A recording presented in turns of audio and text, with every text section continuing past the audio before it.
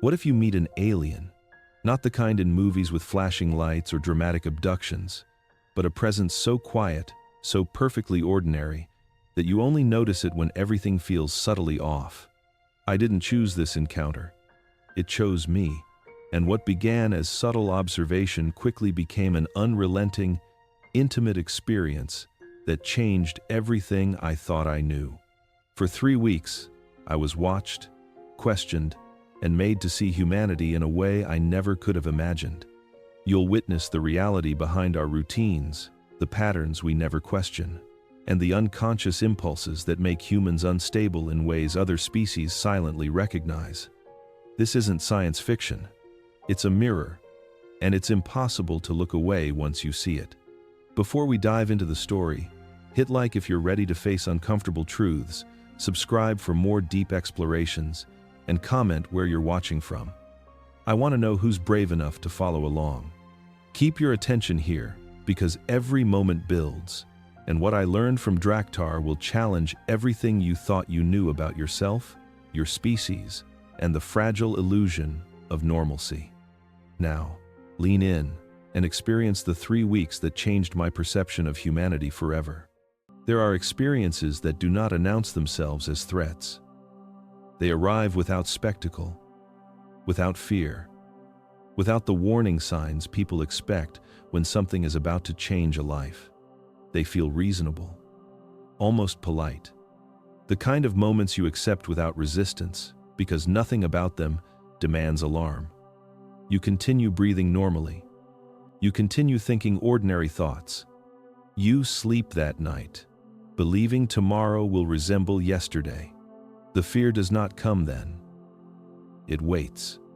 It arrives later, quietly, when memory begins to rearrange itself, when a sentence resurfaces without invitation, when a moment you dismissed as insignificant refuses to stay buried. The disturbance is not emotional at first, it is cognitive, a subtle pressure inside the mind, as if a piece of information has been placed somewhere it does not belong, yet cannot be removed. I did not panic when it began. Panic would have been easier. Panic suggests danger you can identify. This was different. This was the slow realization that something I accepted without scrutiny had altered the way I perceived everything that came after it. The world did not change. I did. Days continued. Conversations happened. Responsibilities were met. Yet beneath all of it, a quiet misalignment persisted. Small certainties began to soften. Assumptions I had never questioned loosened their grip. Not violently, gently, as if someone had turned a dial I did not know existed. What unsettled me most was the absence of drama. There was no singular moment I could point to and say, this is when it happened. No shock, no terror, only a growing awareness that something fundamental had shifted and that I was the last to notice. Fear, when it finally arrived, was not sharp. It was heavy. It carried the weight of recognition. It came from understanding that the experience was not an interruption, but an exposure. That what I had glimpsed was not new, but previously unseen. Some truths do not hurt because they are violent. They hurt because they are accurate. Because once perceived, they cannot be unperceived. And because they reveal that the safety you believed you lived within was constructed from assumptions that no longer hold. This is the kind of fear that does not scream. It watches. It waits. And when it finally speaks, it does so with a calm certainty that makes denial impossible. Long after everything else pretends nothing ever happened. I should explain who I was before any of this happened. Not because my identity matters, but because its lack of distinction does. I was older, past the point where ambition sharpens a person. I lived alone, not dramatically lonely, just quietly unentangled. My days followed predictable patterns. Wake, work that no longer demanded much of me.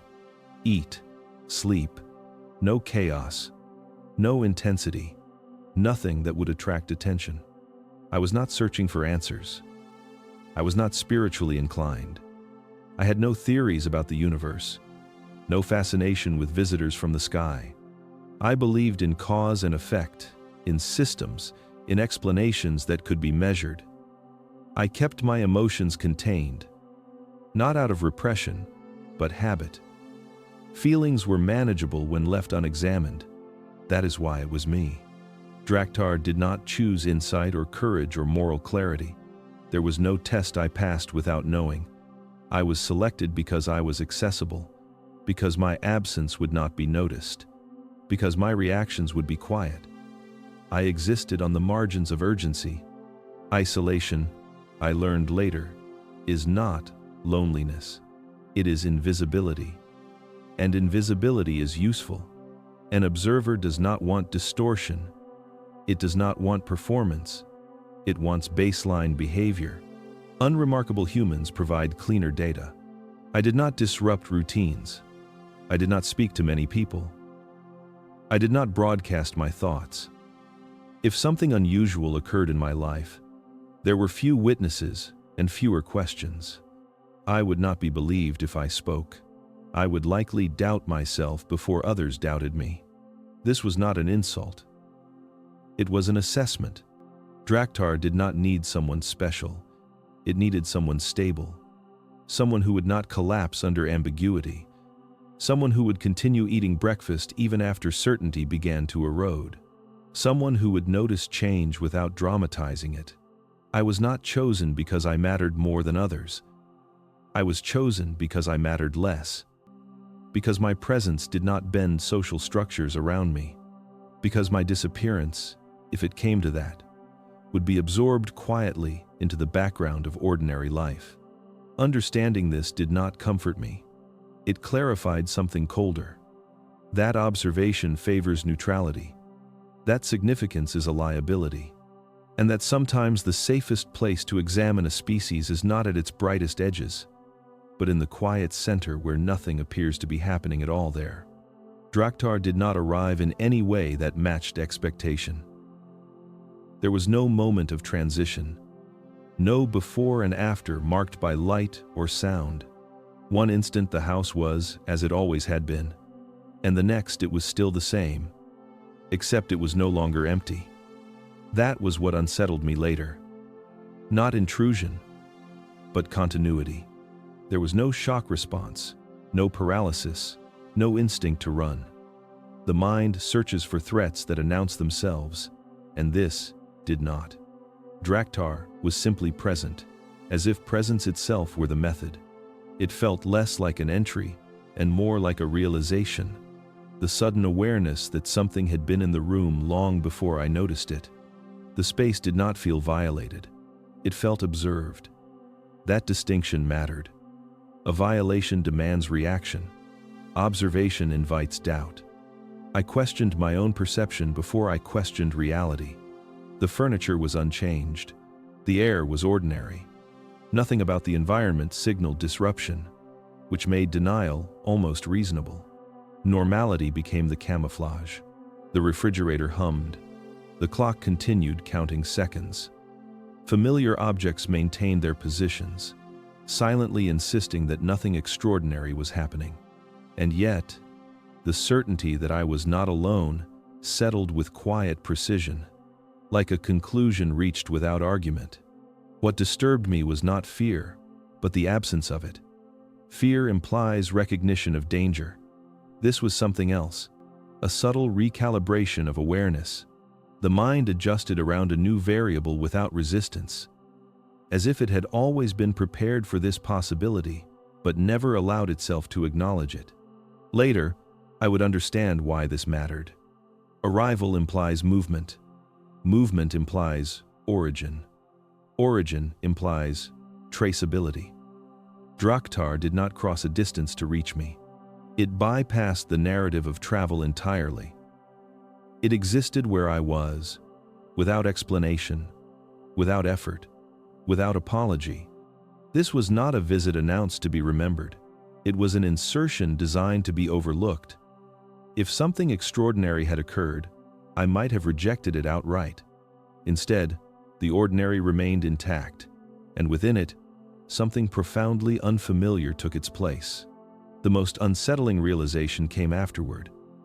If something could be present without arriving, then absence itself could no longer be trusted. And once that understanding took root, every quiet room began to feel less empty than it appeared.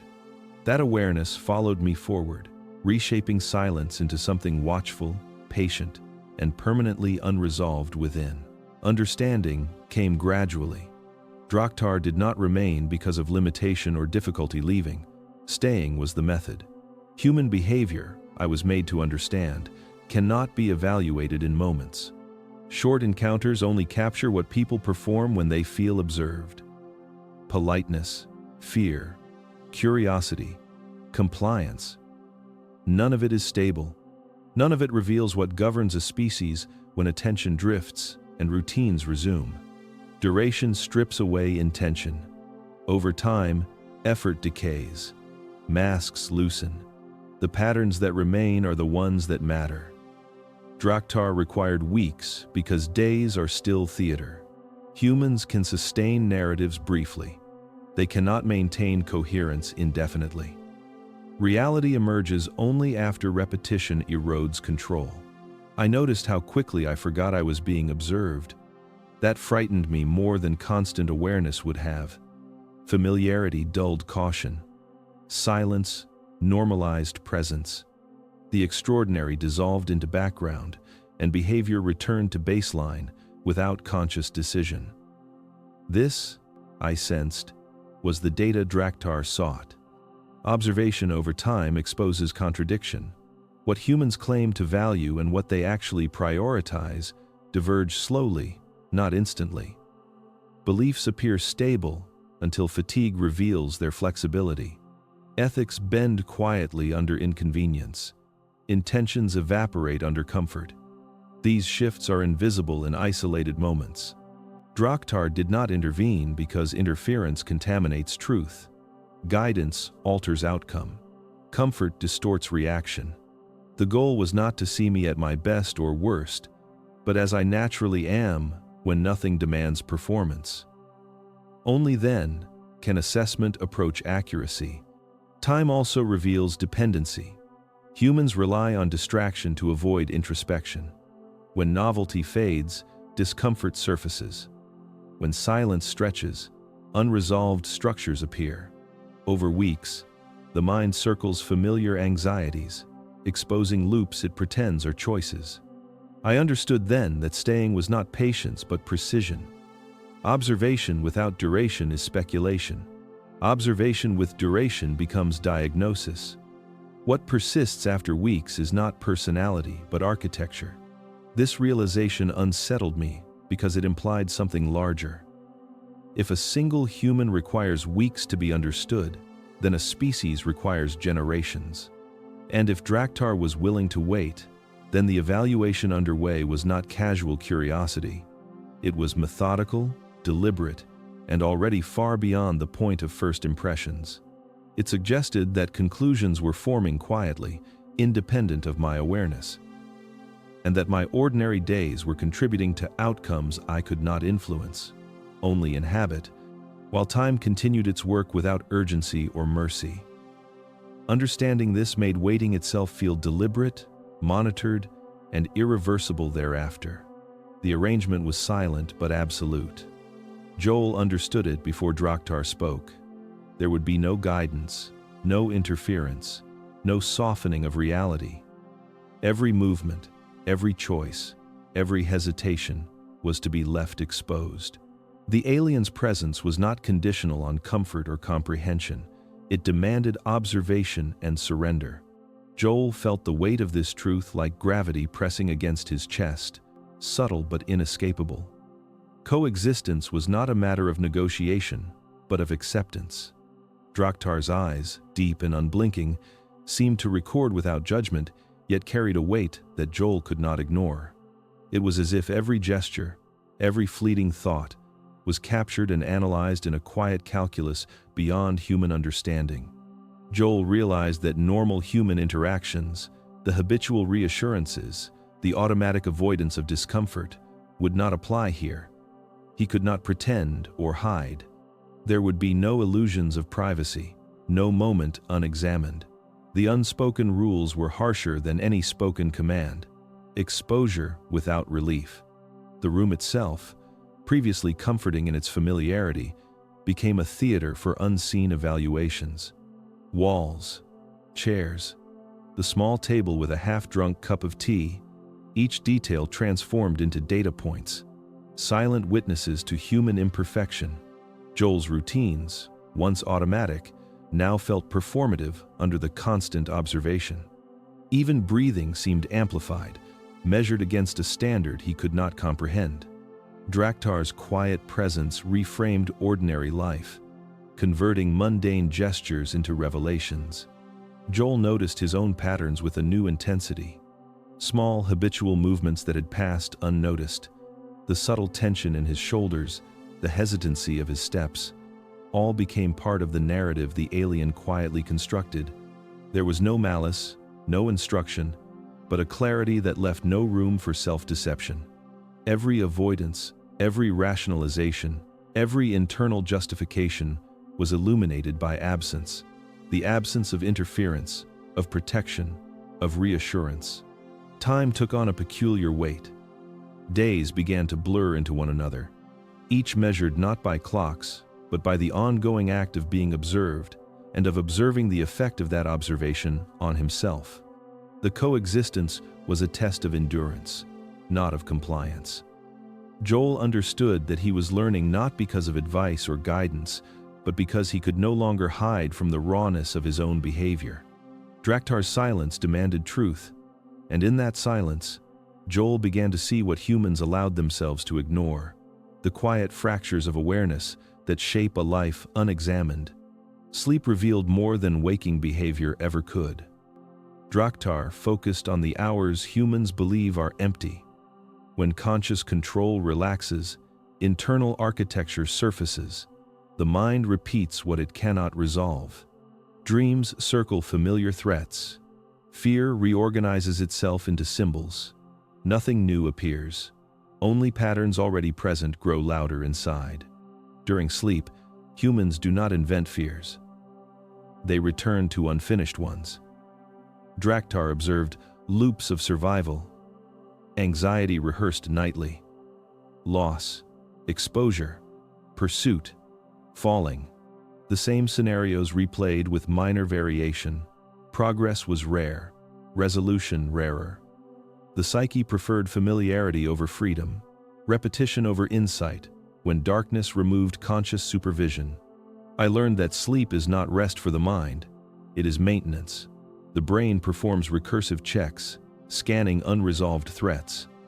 Draktar watched this without emotion. Humans rehearsed danger to feel prepared. Preparation never ended. Survival logic persisted long after danger passed, looping endlessly beneath awareness throughout quiet nightly cycles. What disturbed me was the absence of meaning. Dreams were not messages or prophecies. They were mechanical outputs of unresolved tension. Draktar described them as pressure valves. Without resolution, pressure rebuilds. Sleep merely delays collapse.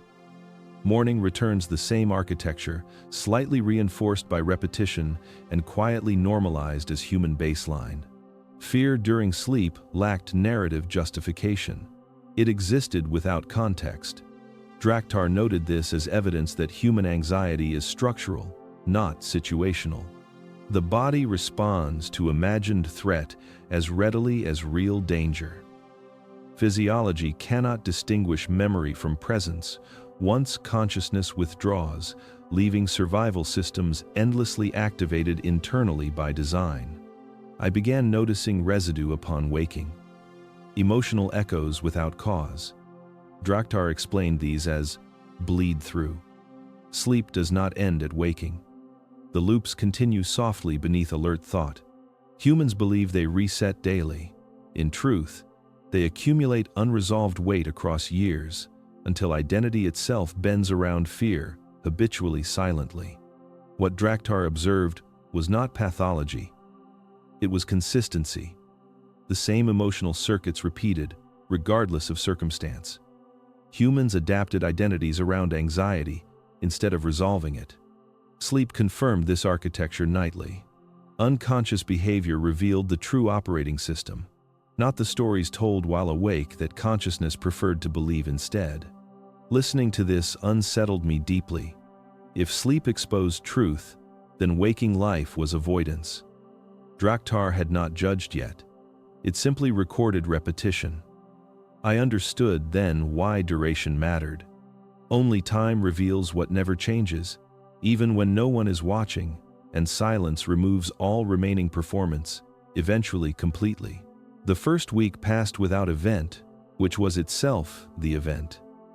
Nothing was asked of me. Nothing was corrected. Draktar observed in complete silence as ordinary life continued, unremarkable and repetitive. Meals were prepared and consumed without attention. News played in the background like a low hum of distant anxiety.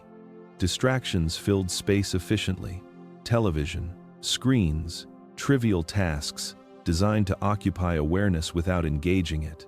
I quickly learned that silence can exert pressure. Without feedback, behavior loses orientation. I became hyper-aware of small actions, wondering which were being recorded and which were irrelevant. That uncertainty faded surprisingly fast. Habit reclaimed control. Patterns resumed. Observation became background noise, and that frightened me. Draktar watched routines with patience that felt unlimited. There was no sign of boredom, no indication of preference. It did not respond to information overload or emotional content. Catastrophes on the screen received the same attention as commercials. Laughter and tragedy registered equally. Meaning was not assigned where humans insist it must exist. The absence of reaction exposed something uncomfortable. Humans rely on response to calibrate behavior. Approval, disapproval, acknowledgement. Without it, actions lose justification. I ate not because I was hungry, but because the routine required it. I watched programs I did not enjoy because stopping felt more disturbing than continuing. By midweek, I realized how much of human life is performed for invisible audiences. Even alone, I behaved as if someone might approve. Draktar offered no approval. The mirror I expected never appeared. What remained was repetition without affirmation. Silence removed narrative. Without commentary, days blurred. I could not distinguish meaningful moments from filler. Everything flattened. This was not boredom, it was exposure. Stripped of interpretation, existence revealed itself as process rather than story. The week ended without conclusion. No data was shared, no insight offered, only accumulation. Draktar continued watching. I continued living. The imbalance unsettled me. I was contributing constantly without knowing what was being extracted. The most oppressive part was realizing how easily I adapted to being observed, how quickly privacy surrendered to routine, and how natural it felt to continue as if nothing unusual was happening at all. It taught me that constant observation does not feel like control, but like erosion, slowly reshaping behavior until resistance disappears and compliance feels voluntary, natural, and undeserving of question, leaving identity thinner, quieter, and more obedient than it was before, unnoticed by design. It happened quietly, a shift in the weight of awareness rather than a declaration. Draktar's observation finally moved beyond passive recording. The first explicit judgment arrived without sound, without words in the ordinary sense. I understood it through an impression, a certainty that pressed into consciousness and refused to leave. Humans are not living, it conveyed. They are stabilizing against something far older, far quieter than immediate threat. I felt a tremor inside. I considered how daily life is structured, how schedules, routines, responsibilities, and distractions fill every conceivable moment.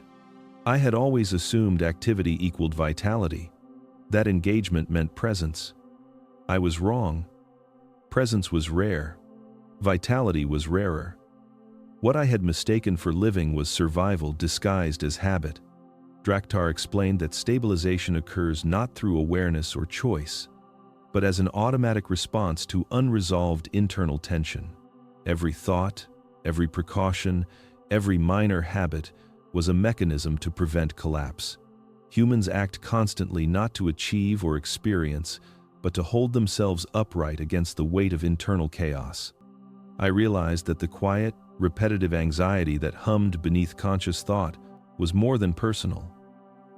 It was systemic, universal, structural. This insight unsettled me. I considered my own weeks under observation.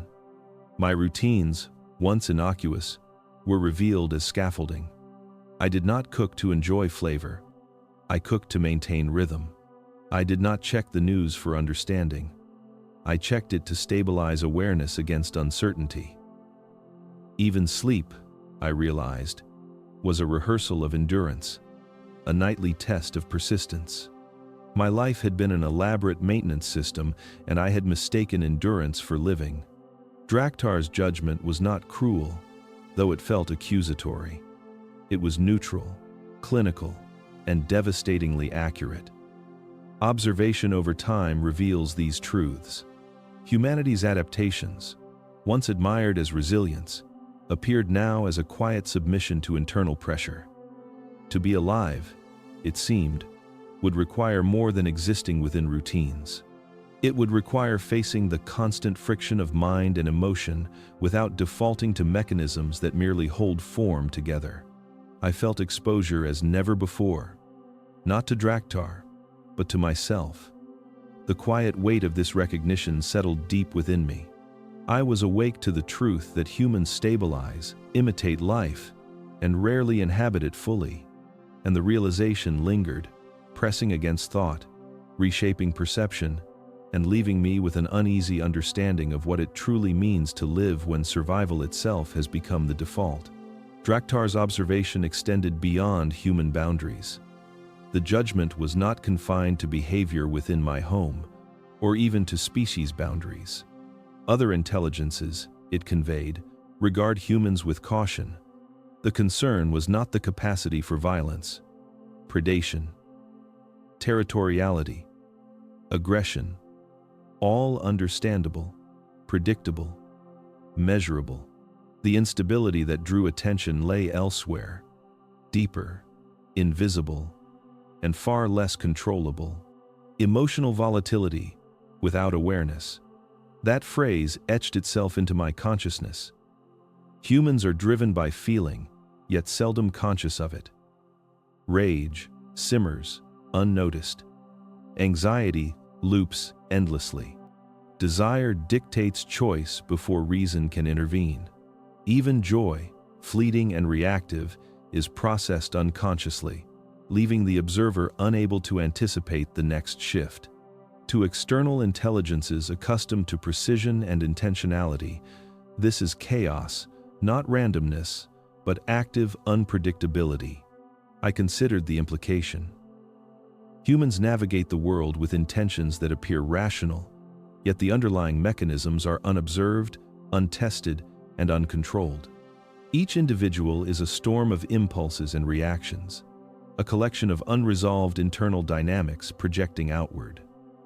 Other species, Draktar explained, recognize patterns. Stability is measurable.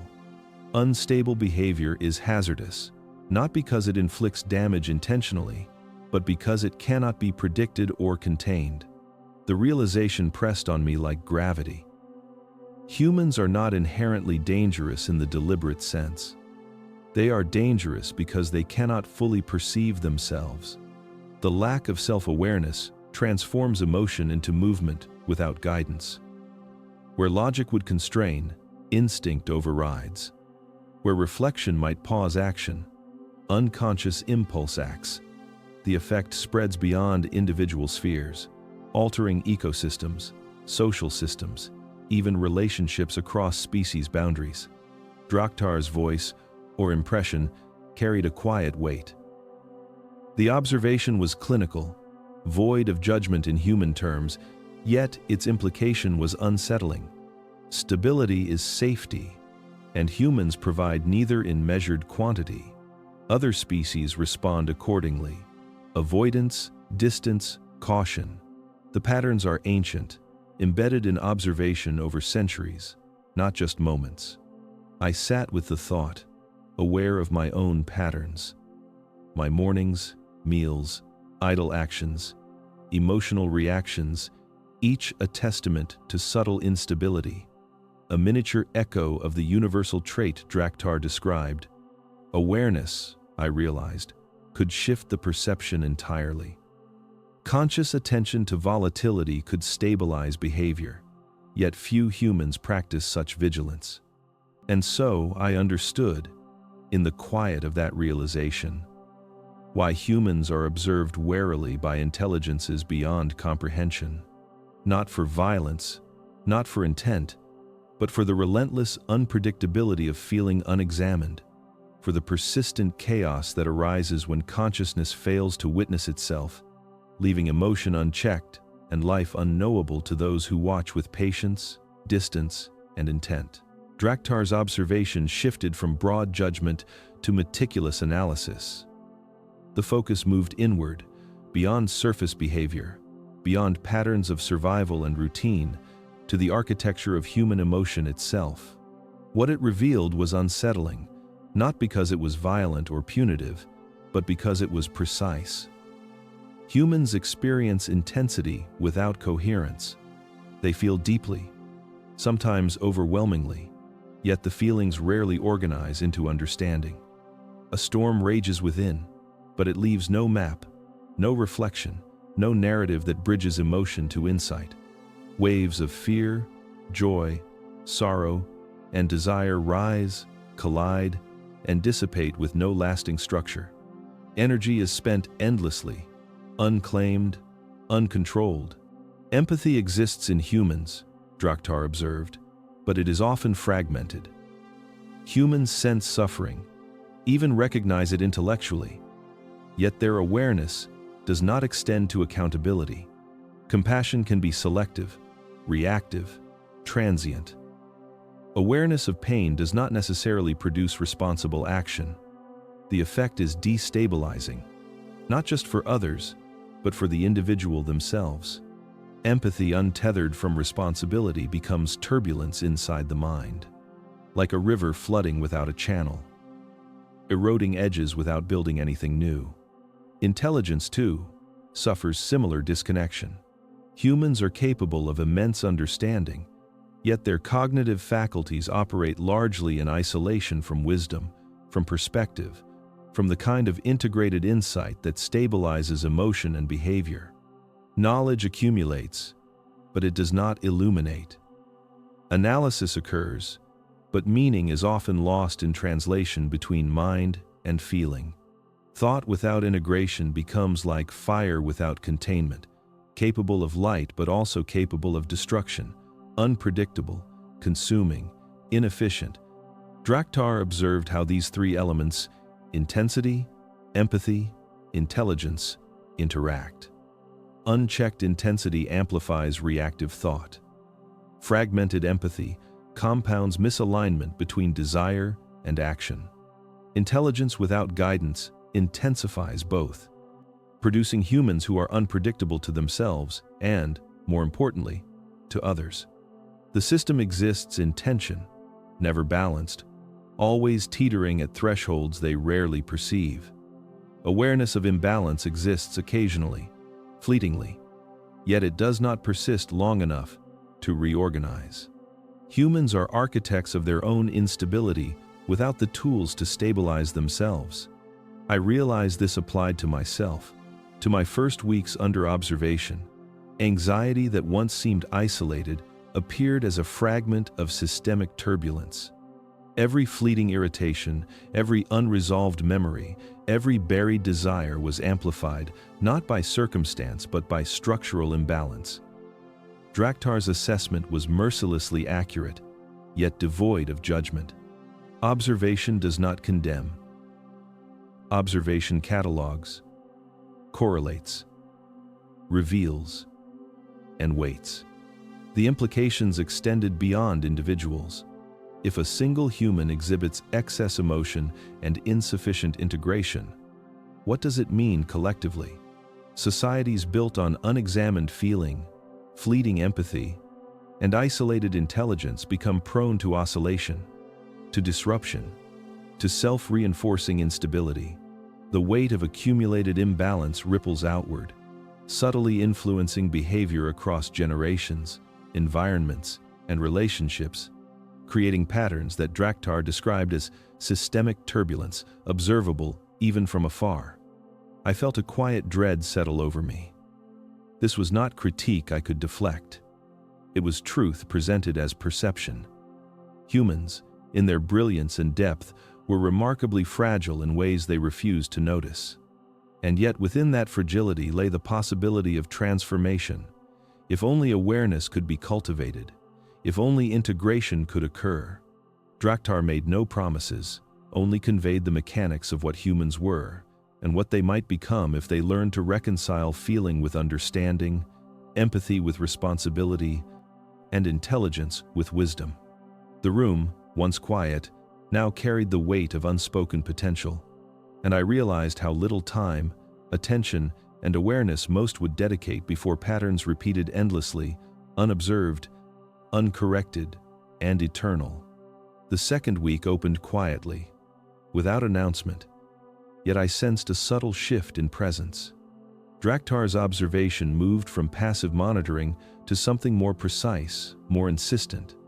It began as questions, soft at first, almost imperceptible, impressions that threaded themselves into my consciousness. The questions were not interrogative in the human sense. There was no judgment or accusation, only probing.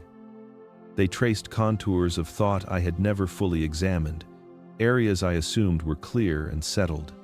Love was the first subject. I thought I understood it. I had believed I loved others, that love was a steady, reliable force guiding action and intention. Drakhtar challenged that assumption.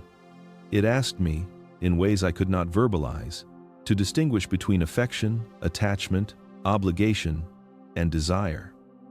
I discovered that my feelings were layered, contradictory, and reactive.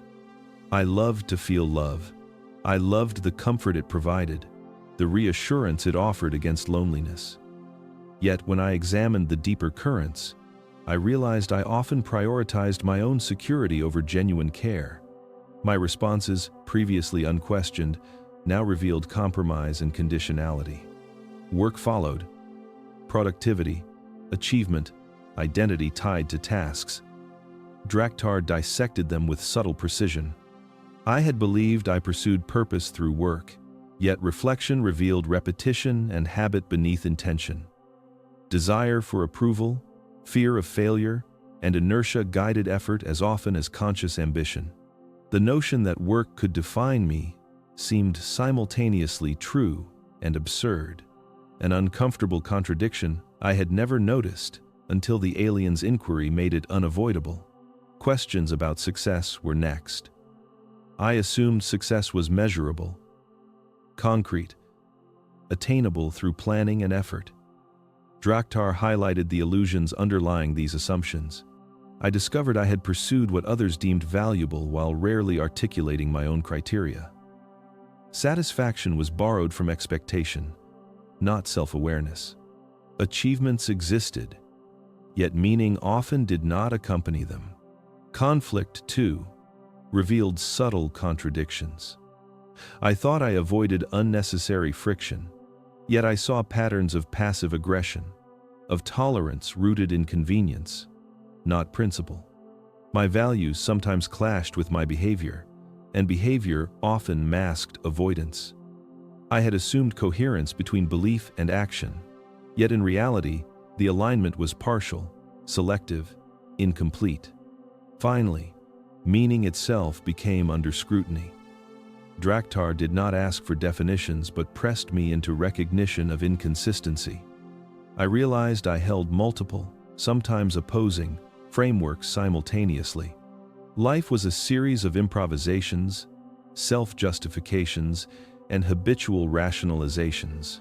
The alien's silence magnified each contradiction, forcing awareness of every gap between intention, perception, and action. By the end of the week, I understood something unsettling. Humans claim certainty over love, work, success, conflict, and meaning. Yet the structures that uphold these claims are fragile, incomplete, often unrecognized even by the self. Draktar did not condemn but exposed patterns I could no longer ignore. Awareness of contradiction had a weight, a quiet pressure that reshaped perception, leaving me unsettled, vulnerable, and conscious in ways that I could not reverse. Observation had become revelation, and the ordinary frameworks that guided life were no longer sufficient to contain it. By the beginning of the third week, I began to notice the weight of presence differently. Draktar's observation no longer felt neutral or purely analytical. It carried the subtle tension of judgment, yet in a way that transcended human morality. The focus turned toward what humans call normal. I had always assumed normal was a baseline, a safe harbor of predictable behavior. Draktar revealed otherwise. Normal, it conveyed, is a misnomer. It is not a state of equilibrium or health. It is a condition of managed dysfunction. Every habit, every protocol, every ritual that humans undertake to maintain daily life serves as a stabilizing force against constant internal turbulence. The routines, the habits, the socially codified expectations, these are not evidence of wellness. They are survival strategies. I considered my own life. Mornings structured to the minute. Work completed to specifications. Social obligations maintained with politeness. All were intended to prevent the collapse of attention, to suppress discomfort, to avoid confrontation with unresolved emotion. The realization hit with quiet, cumulative force. Normal is the accommodation of dysfunction, not its resolution. It is the long practice of making instability tolerable. Draktar's explanation extended beyond the individual. Humans, in their social networks, institutional systems, and familial arrangements, create mechanisms to collectively manage psychological pressure.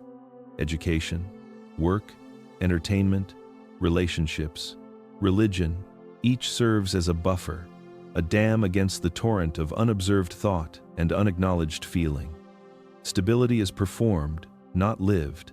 The insight was unsettling because it illuminated everything I had taken for granted. Interactions that felt ordinary, predictable, and safe were, in fact, delicately balanced performances.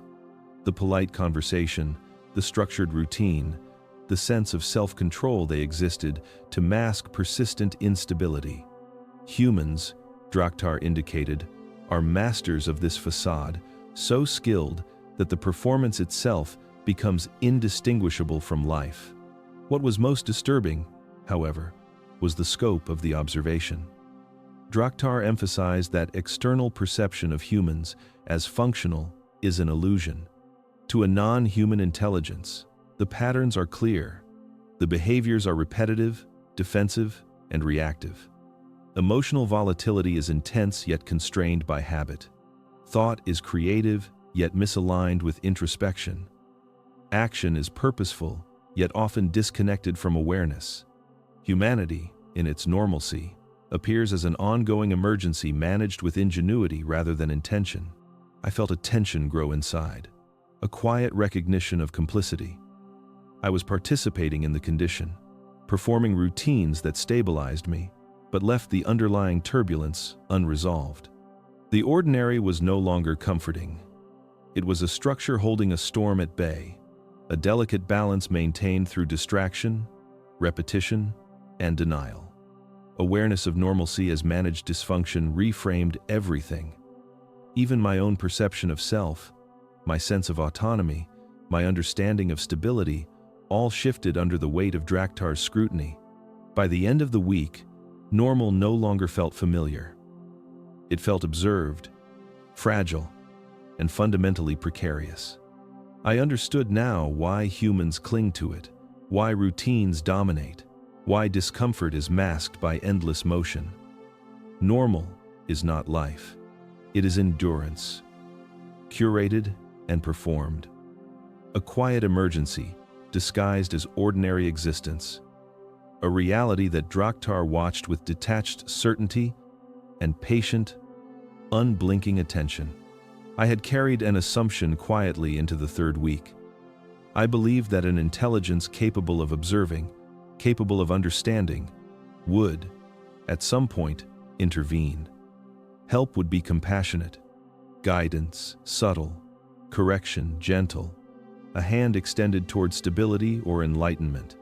I imagined that the alien presence, Draktar, would, at the very least, mitigate suffering, prevent error, or illuminate insight. I was wrong. Draktar's observation clarified that intervention is prohibited, not out of cruelty or disinterest, but necessity. The rules governing engagement with humans, as it described them, are strict and unyielding. Interference is not optional. It is forbidden because the human system functions only when it maintains its own fundamental instability.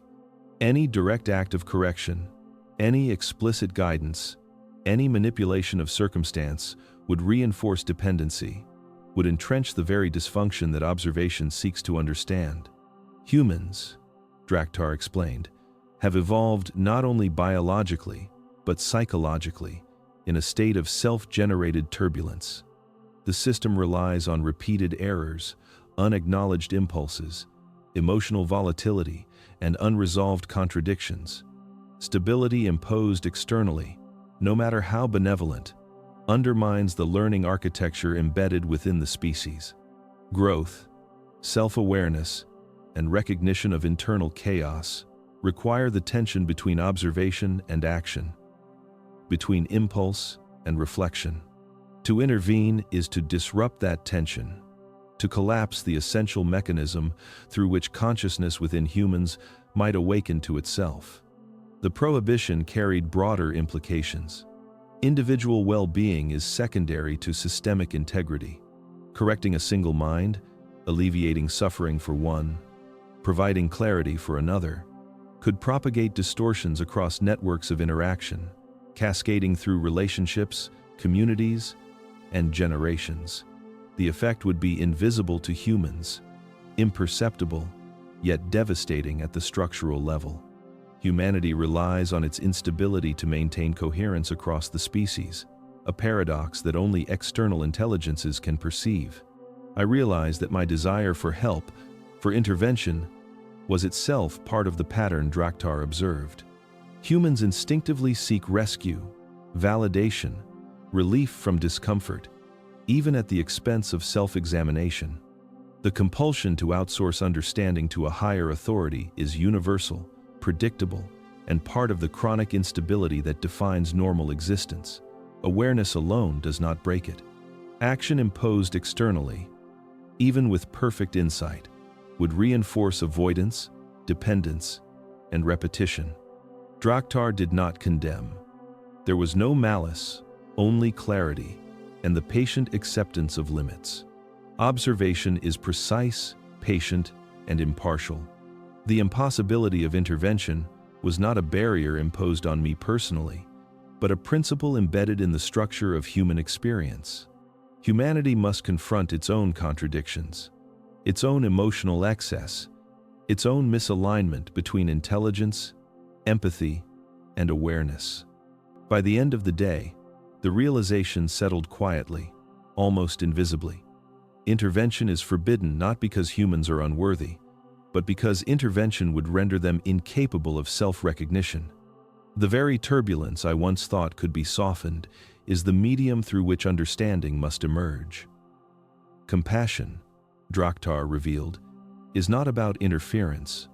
It is about witnessing, cataloging, and allowing the system to reveal itself, even when the truths it produces are uncomfortable, unsettling, and unavoidable. Observation alone becomes a form of respect. Silence is the only true gift. Awareness, without action, presence without interference, patience without expectation. In this framework, the alien is neither enemy nor friend. It is the mirror through which humans might one day confront themselves, and that mirror cannot be held too close or tilted to suit desire. The rules are absolute, and I, Joel, began to understand the weight of their certainty. By the middle of the third week, the intensity of observation had shifted once more. Draktar's presence was no longer merely analytical. It was interrogative in a way that seemed to probe beneath the surface of thought itself. I felt the weight of scrutiny settling not on behavior or habit, but on the underlying architecture of my perception. The alien revealed what it called the foundational human error, a single false assumption that humans are taught to accept from earliest memory. It was subtle, almost invisible, yet its influence was pervasive. Humans are raised to believe that the self is the body. That identity begins at birth, resides in the physical form, and ends when the body ceases. From the first breath, humans are conditioned to associate thought, sensation, and awareness exclusively with flesh and bone. Everything else, the continuity of consciousness, the depth of attention, the unobserved presence, is treated as secondary, optional, or illusory. This assumption is never questioned because it underpins every social, educational, and cultural construct. Draktar explained that this error produces a cascade of distortions. Because humans assume their identity is physical, they live as though survival of the body is the highest purpose. Emotional turbulence becomes urgent, pressing, existential. Fear of loss, fear of death, fear of failure, all magnified by the belief that consciousness ceases when the body dies. Decision-making is filtered through perceived bodily limits. Perception of reality is truncated. Attention confined to the immediate, the tangible, the observable, the mind, the spirit. The subtle awareness, these are marginalized, treated as decoration rather than foundation. I recognized the error in myself immediately. My routines, my anxieties, my careful attention to physical health and social expectation, all were extensions of this assumption. I had never considered that the body was a vehicle, a temporary interface through which consciousness experiences form, rather than the totality of being. Every belief about success, every reaction to pain or joy, every attempt at control over circumstance was distorted by this single misapprehension. It was as if I had been navigating a landscape through a narrow tunnel, imagining the walls themselves to be the world. The alien's observations went further. The foundational error shapes memory, emotion, and cognition from childhood onward. It determines how humans process information, how they respond to suffering, and how they construct meaning. It makes rebellion, reflection, and growth more difficult because questioning the body as self is treated as heretical, incomprehensible, or absurd. From cradle to death, the species carries this assumption, unchallenged, almost sacred in its ubiquity. I felt a tension inside, a mixture of fear and revelation. Recognition of the error destabilized everything I thought I knew about life, identity, and experience. Yet, in that destabilization was clarity. For the first time, I sensed the possibility that the turbulence Draktar had cataloged, excess emotion, misaligned intelligence, fragmented empathy, was not merely incidental, but a logical consequence of the very error on which human understanding is built. The realization settled quietly in my mind, a shadow at the edges of comprehension. Awareness of the foundational human error was not comforting. It was necessary, unavoidable, and infinitely more profound than any fear I had known. The third week unfolded with a gravity that I had not anticipated. Draktar's presence became less like a silent witness and more like an exacting instrument, measuring, aligning, and cataloging each detail of perception, each nuance of thought. It was not hostile, nor was it corrective in a human sense, but there was a precision to its evaluation that left no room for evasion. I felt exposed, not emotionally, but existentially, as if the raw architecture of consciousness itself was being examined. This week's observation was unfiltered. Draktar spoke less in words and more through a form of direct mental impression, subtle yet inescapable. The assessments arrived as insights rather than judgments. I did not feel accused, only recognized. Recognition carried a strange weight, heavier than blame, lighter than absolution. I experienced my own contradictions, my assumptions, and my habitual patterns being held up to a mirror I could not ignore. Every lapse of awareness, every instinctive deflection, every unexamined belief was made visible. Draktar's evaluation began with attention. Humans, it explained, perceive without awareness, act without presence. Attention is fragmented, scattered, repeatedly hijacked by transient stimuli. Even when focused, it is often anchored to the self-image rather than reality. I could feel the truth of this as the alien's presence made my own patterns undeniable. I realized how much of my life was guided by reflexive observation of external cues rather than conscious alignment with inner clarity. Next, the assessment turned to emotion. Humans carry intensity without integration. Desire, fear, anger, and joy coexist, often contradictory, rarely reconciled. Emotional energy, when unexamined, becomes noise rather than signal. Draktar did not condemn these fluctuations. It simply demonstrated their structural consequences. I felt my own emotions refracted through its perception, not judged, only observed in their raw, unprocessed form. Recognition, I realized, was more disorienting than accusation because it left no safe distance. Thought was equally scrutinized. Logic, unanchored by self-awareness, becomes a trap. Intelligence without introspection produces strategy devoid of understanding. I sensed my reasoning patterns laid bare, showing gaps between intention, perception, and consequence. Every attempt at coherence revealed underlying contradictions. I was neither clever nor flawed, merely human, and the assessment did not soften that truth. By the end of the week, recognition had replaced offense. I no longer resisted or rationalized. I only absorbed. The alien's observation revealed the patterns I had ignored, the internal turbulence I had normalized, and the illusions I had built around identity, emotion, and thought. Unfiltered evaluation was a form of awakening. It left no escape, no shield, only the quiet, persistent understanding that human experience, as structured by habit and misperception, is simultaneously fragile and resilient. The revelation was not comforting, yet it was precise. I saw myself as I truly was, and in that unvarnished awareness, I understood why Draktar remained. Observation without interference was not indifference. It was the only method capable of revealing what humans cannot see for themselves, the architecture of their own consciousness, exposed in its entirety, impossible to ignore and impossible to unsee. By the middle of the third week, Draktar's focus had shifted once more, turning toward what it called the human misperception of love.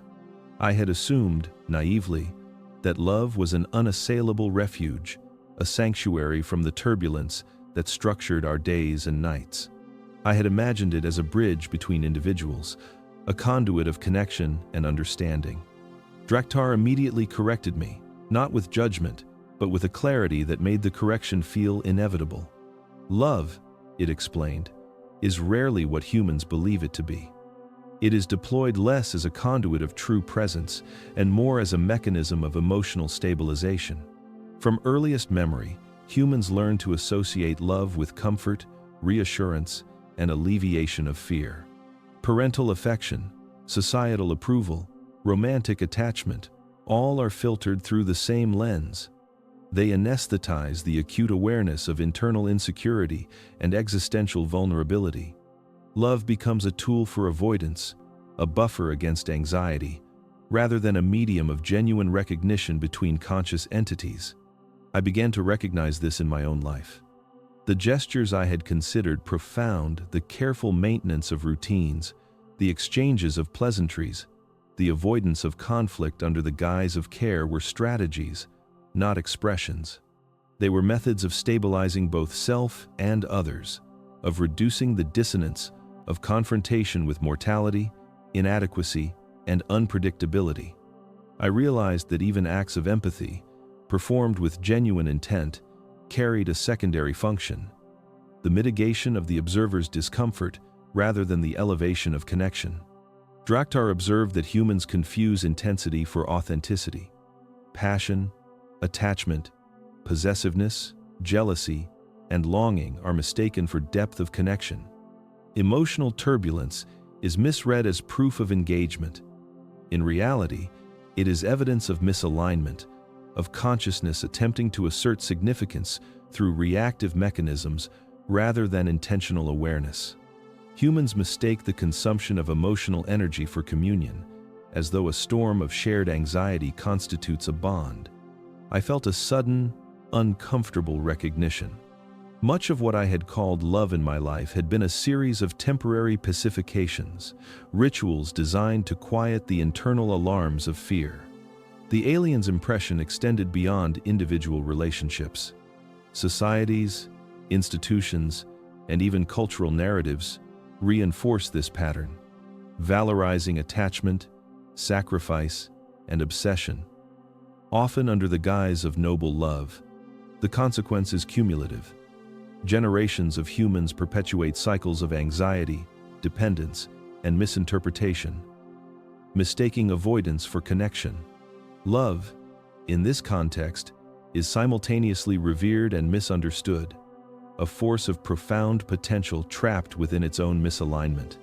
As the week progressed, I could feel my own perception recalibrating. Recognition replaced sentiment.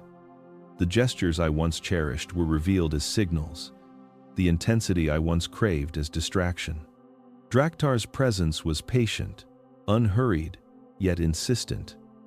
Understanding love requires confronting fear, disentangling desire from dependency, and witnessing connection without illusion. For the first time, I realized that love, when untainted by fear, might exist in a form humans rarely encounter: a presence that neither clings nor controls, that observes without absorbing, that sustains without anesthetizing. And in this quiet revelation, I understood that much of human suffering arises not from absence of love, but from the inability to perceive it in its pure, unmediated form. The question arose spontaneously, almost involuntarily, as if the thought had been waiting in the recesses of my mind for weeks. I asked where humanity ranked among other intelligent species, a question I had long considered trivial, speculative, or perhaps flattering. I expected diplomacy, a measured response, something cloaked in nuance that would preserve the illusion of significance. What I received instead was an immediacy that stunned me. Drakhtar answered without hesitation, the impression bypassing my ears entirely, settling directly in the center of my awareness. The truth was worse than I had imagined. Humanity does not occupy a position of esteem among the intelligences that populate the broader cosmos. It is not celebrated, feared, or admired. It is tolerated, observed, contained. The evaluation was not rooted in weakness, nor in ignorance alone, but in instability, emotional, cognitive, and existential instability so persistent that it renders human behavior unpredictable, often self-destructive, and profoundly disruptive to others who share the universe. Drakhtar explained that the measure of intelligence is not technological capacity, nor the construction of intricate societies or weapons, nor even the accumulation of knowledge. These are performance metrics, surface-level indicators easily mimicked or mismanaged. True intelligence, as understood by other species, is the integration of awareness, the capacity to align perception, emotion, and action in coherent resonance with reality. By this standard, humans remain inconsistent and perilously impulsive. I felt a cold weight settle in my chest. The aliens' assessment was precise, yet devoid of malice. It was descriptive, unavoidable, and immutable. Humanity's brilliance, its art, its science, its achievements, they were all circumstantial. Expressions of energy without structural discipline. The species' creativity was acknowledged, but as a series of scattered sparks, untempered by reflection or long-term coherence. Where other species maintained stability across centuries, humans oscillated between enlightenment and chaos in a cycle dictated by unresolved internal conflict. Draktar's observation went further. Humans misperceive themselves as central, assuming their own perspective to be the benchmark of sophistication. This anthropocentric assumption blinds them to the subtle rules that govern consciousness at large. The species is young, Draktar noted, but it is reckless in its self-conception, ignorant of its own fragility, and blind to the structural errors that define its collective psyche. The consequence is both isolation and vulnerability. Other species recognize this volatility and respond by limiting interaction. Engagement carries risk, containment becomes precaution, observation is prioritized over dialogue. I sat in silence, absorbing the scale of what had been revealed. It was not a condemnation in the human sense, yet it felt heavier than any moral judgment I had encountered. The clarity was staggering. Humanity's position in the broader web of intelligent life is not assured, not respected, and perhaps not even permanent. The revelation left a lingering disquiet, a gnawing awareness that we exist under observation, measured not by our inventions or our art, but by the alignment of thought, feeling, and perception, and that in this measurement, we falter. Recognition settled like frost across my consciousness. I understood, perhaps for the first time, the depth of Draktar's silence, the urgency behind its patient watch, and the precariousness of our species' continued relevance in a universe that sees more than we can comprehend. After the stark clarity of the previous revelation, a lingering question weighed on me. If humans were so unstable, so fundamentally misaligned, why had the broader intelligence not simply written us off, excluded us from consideration, or allowed natural forces to eliminate our influence quietly? The answer arrived with the same immediacy and precision that had characterized every communication from Draktar.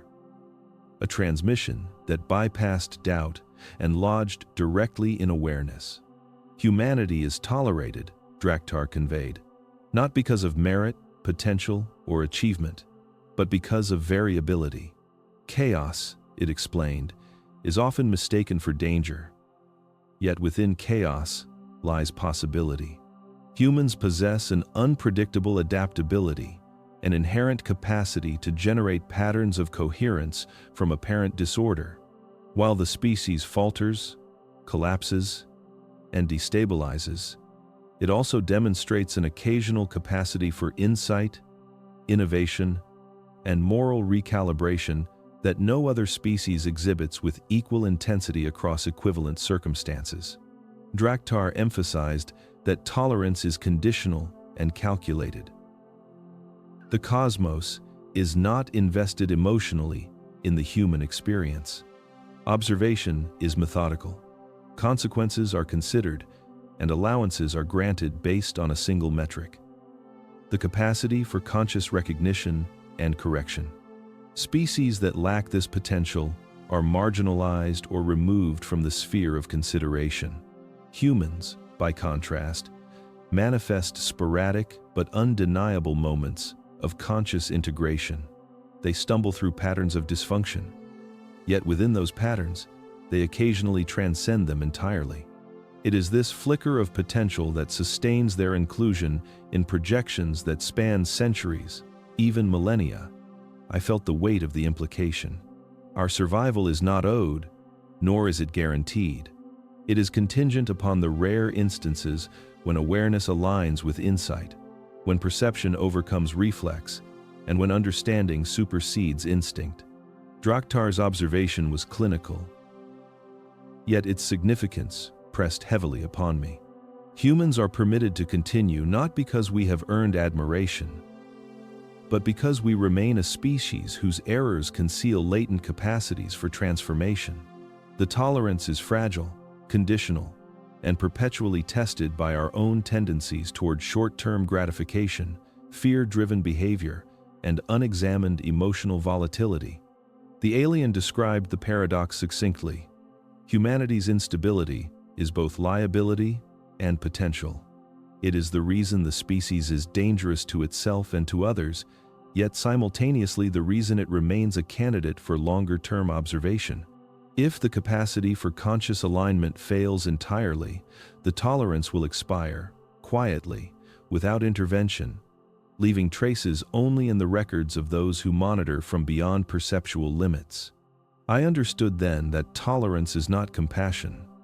It is a measured allowance, a recognition of possibility within a context of repeated failure. The realization carried both relief and dread. Relief that the species is not yet condemned.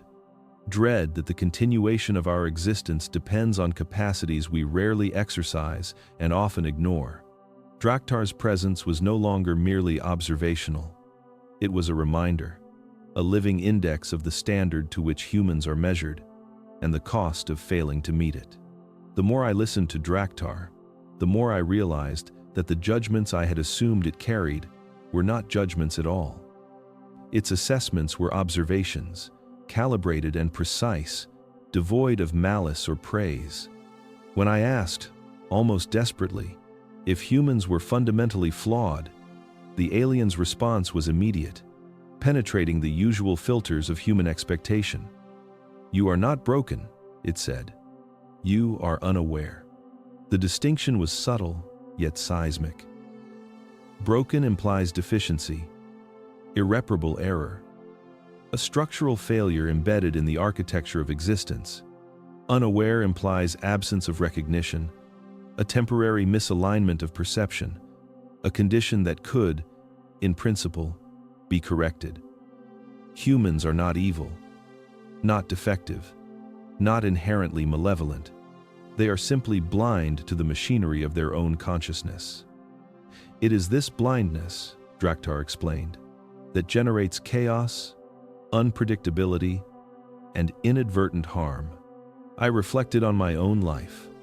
The moments when I had acted in ways I now judged harshly were not malicious, but reactive, governed by impulses I had never examined, conditioned patterns I had absorbed without awareness. Drakhtar's observation revealed a larger truth. Human beings are engines of immense potential, yet they operate without conscious calibration. Like a vehicle with powerful acceleration but no steering, the force exists, but direction is inconsistent, often destructive. The alien's impression expanded, filling my awareness with clarity I could not have achieved alone. Humans accumulate experiences, memories, and knowledge, yet rarely integrate these into coherent self-understanding. Emotions flare and fade without reflection. Decisions are made based on transient needs rather than long-term insight. Intelligence is disconnected from wisdom. Action disconnected from perception. The result is instability, not because the species is deficient, but because the species is largely unconscious. Drakhtar emphasized that this unconsciousness is not a moral failing. It is the default state of a species immersed in temporal survival, conditioned to react, avoid pain, and seek comfort. Consciousness exists, but it is often obscured by layers of habitual thought, social conditioning, and unexamined fear. This obscuration creates a feedback loop. Unawareness generates unpredictability. Unpredictability generates observation, and observation highlights the consequences of misalignment. Humans are evaluated not for what they have intentionally achieved, but for how effectively they can awaken to the latent capacities already present within them. The implication was profound. Humanity's unpredictability is not a verdict, but a challenge. The species is capable of extraordinary coherence, insight, and alignment, yet such capacities are dormant, scattered across billions of individuals who rarely recognize their own influence. Being unaware is not sin, defect, or error, it is the human condition.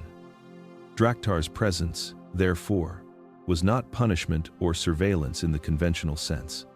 It was calibration, a silent reminder that the potential for transformation exists within observation, waiting to be acknowledged, integrated, and applied. I felt a mixture of relief and unease. Relief that humans are not inherently flawed, that destruction is not inevitable. Unease because the responsibility for awakening rests entirely with the species itself. Awareness is not given, it is cultivated, recognized, and enacted. And until that occurs, we remain unpredictable, tolerated but fragile, our potential shining faintly through the fog of our own unconsciousness. The night arrived with no fanfare, yet it carried a weight I had not anticipated. I noticed it first in the silence, an absence of the subtle attentions that had accompanied every movement, every breath, every thought for weeks. Draktar, who had previously hovered on the edge of awareness, analyzing, recording, evaluating, had stopped. There was no signal, no telepathic impression, no trace of its scrutiny. It was as if the entire framework of observation had been suspended, leaving me in a peculiar void of unmonitored existence. I waited, expecting some cue, a hint, a return to the routine that had defined our coexistence. But nothing came. The stillness was different from the quiet of mere solitude. It was intentional, deliberate, and heavier than any silence I had experienced before. The absence of observation became palpable, as if the air itself had altered. Thoughts that I had kept disciplined under the subtle pressure of Draktar's presence now surged, unfiltered, unexamined, unmeasured. I felt an unfamiliar responsibility pressing against the mind, a sudden realization that I was no longer being calibrated, corrected, or watched. The alien's departure from its usual assessment was not accompanied by warning or explanation. It did not communicate a reason, did not offer reassurance. The cessation itself was a message, one that I was forced to interpret without guidance.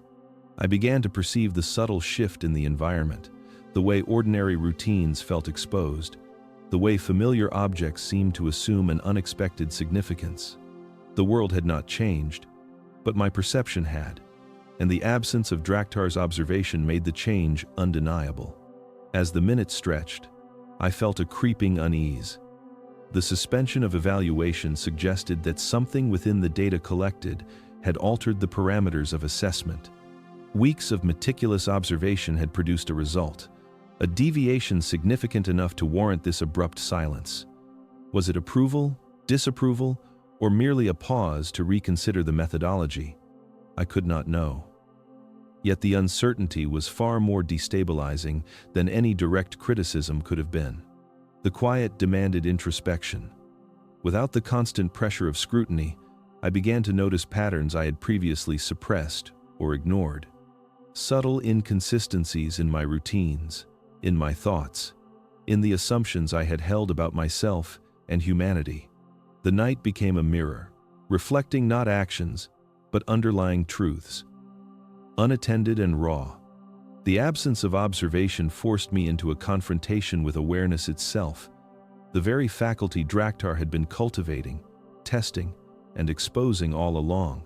By the end of the night, I understood that Draktar's cessation was not a retreat, it was a challenge. A silent insistence that observation alone cannot awaken consciousness. The data collected was a precursor, a foundation, but the next step depended entirely on engagement with what had been revealed. The alien had stopped observing, but its presence lingered in the implications, in the questions left unspoken, and in the undeniable recognition that humans are alone with their capacity for insight, for integration, and for transformation.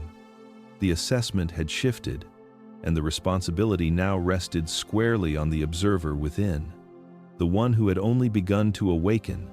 In the quiet that followed the cessation of observation, a deeper clarity began to settle in, subtle and unyielding. Draktar communicated not with words this time, but through an impression that seemed to occupy the edges of thought, pressing awareness into recognition without force. What you represent, it conveyed, is neither anomaly nor exception. You are a lens, a sample, a reflection of the larger pattern that defines your species. The statement struck with an unexpected gravity. I had assumed that my experience was personal, idiosyncratic, that the alien had chosen me because of qualities unique to Joel, because of traits or achievements that distinguished me in some tangible way. But this was incorrect. I was selected precisely because I was ordinary, unremarkable, emotionally restrained, and accessible. In this, I was not the exception but the rule, a mirror held to a human form, a distilled example of tendencies, strengths, and blind spots inherent to the species. Draktar's observation, I realized, had never been about me as an individual in the sense I had understood identity. It had been about me as a node within a network, a human pattern isolated for study, analyzed in order to extrapolate the behaviors, limitations, and latent capacities of the whole. Every routine, every hesitation, every moment of fear or curiosity had been data. Every misalignment, every subtle insight, every unacknowledged impulse had contributed to a larger framework. Joel was not a protagonist. Joel was a variable, a measured instance of a broader equation. The alien's impression carried a weight that was both chilling and illuminating. Humans, Draktar explained, are evaluated not for moral worth but for informational clarity.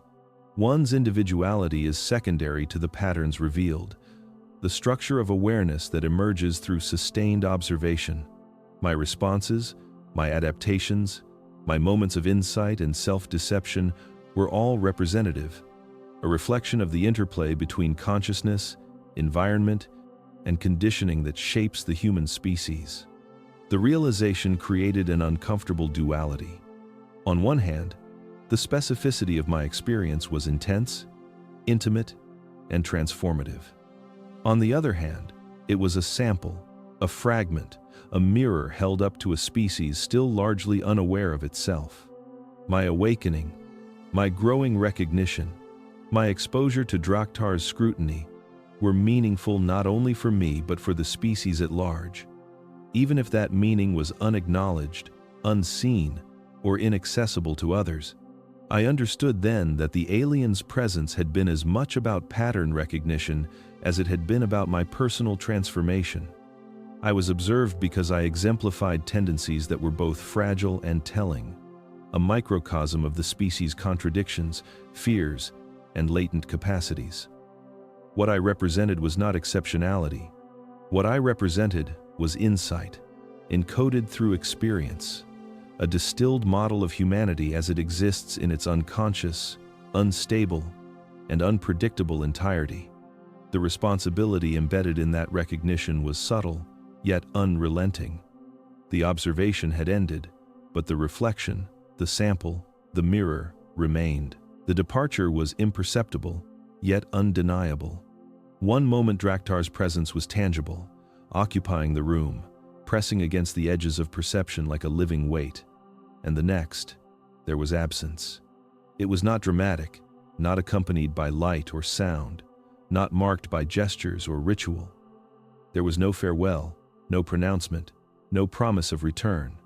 The space it had occupied felt hollow, charged with an intangible residue of observation, as if every molecule had been calibrated, measured, and then left to settle without guidance. The quiet left me disoriented. For weeks, Draktar's attention had structured my awareness, imposed a framework of reflection and recognition that I had only begun to navigate. Now, without warning or instruction, that framework had evaporated. The silence was not comforting, it was exacting. It demanded confrontation with the truths I had glimpsed. the patterns I had begun to recognize, and the recognition that these truths carried no external validation, no enforcement, no narrative closure. I understood that the alien had never come to rescue or correct. Its presence had been a lens, a conduit for observation and reflection, a pressure against unawareness, but not a guide in the conventional sense. All the questions I had formed, the fears I had acknowledged, the insights that had surged in the quiet hours, all of it now existed within a vacuum of human comprehension. I was left to inhabit it alone, to integrate without supervision, to carry clarity that could neither be explained nor fully shared. The room seemed unchanged, yet everything was altered. Ordinary objects, chairs, tables, books, the dim light of the lamp held new significance. Their ordinary function eclipsed by the realization that perception itself had shifted. The alien's departure was a punctuation mark without syntax, a signal that the evaluation had ended, yet no conclusion had been provided. I was no longer a subject under observation.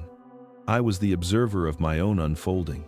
I realized that clarity had come not in the form of comfort or understanding, but as a persistent, unresolved tension. The truths Draktar had revealed about consciousness, identity, emotional patterns, and human instability were now lodged in awareness without resolution. I understood more, but certainty had been stripped away. The questions Draktar had framed were not answered. They had been handed back, sharper and heavier, demanding engagement. There was a strange intimacy in the absence, a lingering sense that the alien's presence had not been abandonment, but an insistence that awakening was not dependent on guidance. The unresolved clarity was not failure, it was imperative. It was recognition that humans, left to their devices, must confront their own awareness, navigate the dissonance of insight without prescription, and bear the weight of consciousness in its unmediated form. Draktar had left quietly, yet its departure was more than absence. It was a mirror of human reality itself, unpredictable, unresolved, and unrelentingly real. The encounter had ended, but the work had only begun. The days after Draktar's departure were both ordinary and alien. Life resumed its surface, rhythm alarms sounded, coffee was poured, streets filled with movement, conversations buzzed and fizzled, but beneath that familiar cadence, everything felt shifted. Humans around me seemed the same and yet entirely different, their gestures, expressions, and interactions taking on a transparency that was impossible to ignore. I recognized the patterns that Draktar had illuminated, the repetition, the self-deception, the unconscious navigation through fear and desire. And it made the familiar profoundly unfamiliar. I walked among them and saw the subtle tics of avoidance, the compulsive gestures of self-reassurance, the invisible structures of anxiety and expectation. Smiles that were polite yet hollow, eyes that scanned for confirmation or threat, voices that conveyed contentment while the body betrayed stress. The world had not changed. Humans had not changed. Yet my perception had. The lens through which I observed life now refracted reality differently, exposing layers of behavior I could no longer unsee.